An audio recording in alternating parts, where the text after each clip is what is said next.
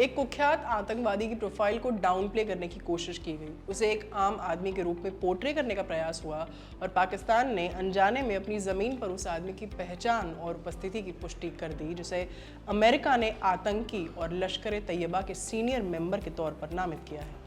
नमस्ते, मेरा नाम है आस्था और आप देख रहे हैं खबरगांव। आज बात एक ऐसे व्यक्ति की जिसे पाकिस्तान एक कॉमन फैमिली मैन के रूप में पेश करता है, या कह सकते हैं कि ब्रांड करता है, लेकिन उसका असली चेहरा कुछ और ही है। नाम हाफिज अब्दुल रऊफ, जिसे अमेरिका ने स्पेशली डेजिग्नेटेड ग्लोबल टेररिस्ट घोषित किया हुआ है। हाफिज अब्दुल रऊफ लश्कर तैयबा की सीनियर लीडरशिप का हिस्सा है। एलईटी एक Pakistan based Islamist militant group है जो 1986 में बना था और कई देशों ने इसे टेररिस्ट ऑर्गेनाइजेशन के रूप में डेजिग्नेट किया हुआ है। इसका मुख्य उद्देश्य कश्मीर में जिहाद की गलत परिभाषा और प्रैक्टिस को बढ़ावा देना है, साथ ही भारत के खिलाफ आतंकवादी गतिविधियों को अंजाम देना भी। ऐसी ऑर्गेनाइजेशन से जुड़े आदमी को पाकिस्तान ने निर्दोष बता दिया। इस बेवकूफ़ी में वे ये भूल गए कि अब्दुल रऊफ के बारे में बात करके, उसकी तस्वीरें साझा करके उन्होंने पाकिस्तान में उसकी मौजूदगी पर मोहर लगा दी है। आपको बताते चलें कि हाफिज अब्दुल रऊफ 1999 से लश्कर का सक्रिय सदस्य है और बैंड FIF फलाए इंसानियत का चीफ भी रहा है। एक प्रेस कॉन्फ्रेंस में पाकिस्तान के director general inter services public relations Ahmed Sharif Chaudhry ने रऊफ को सीधा साधा बताया, जहां से इस खबर ने तूल पकड़ी।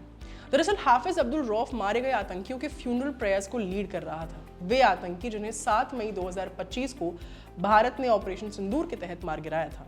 पाकिस्तान में एयर स्ट्राइक्स की गई और 9 आतंकी ठिकानों को ढेर कर दिया गया था। इन्हीं स्ट्राइक्स में एलईटी और जैश-ए-मोहम्मद के आतंकी मारे गए। उन्हीं टेररिस्ट के अंतिम संस्कार में रऊफ ने भी भाग लिया था।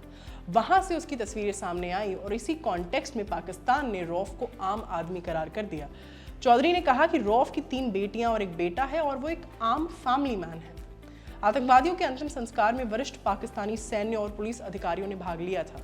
वहां पंजाब प्रांत की मुख्यमंत्री मरियम नवाज भी मौजूद थी। मरियम पाकिस्तान के PM शहबाज शरीफ की भतीजी भी हैं।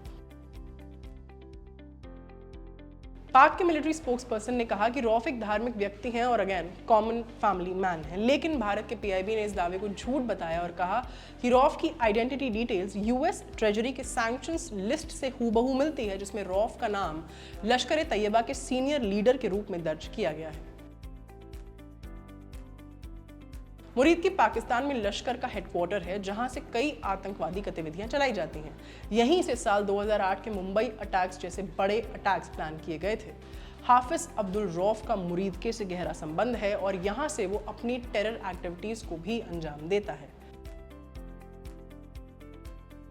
अमेरिका ने हाफिज अब्दुल को specially designated global terrorist declare किया है। इसका मतलब है कि उसके खिलाफ फाइनेंशियल सैंक्शंस लगाए गए हैं।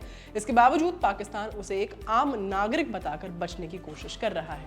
अमेरिकी सैंक्शंस का डेटाबेस पाकिस्तान के रऊफ की एक कंप्लीट पिक्चर बताता है। बहुत सारे अलग अलग नामों के अंडर रऊफ का लिंक लाहौर में कई एड्रेसेस से जुड़ा हुआ पाया गया है, जिनमें 4 लेक रोड, चोबुर्जी डोला खुर्द, जिन्ना ब्लॉक और शैम्बरलेन रोड शामिल है।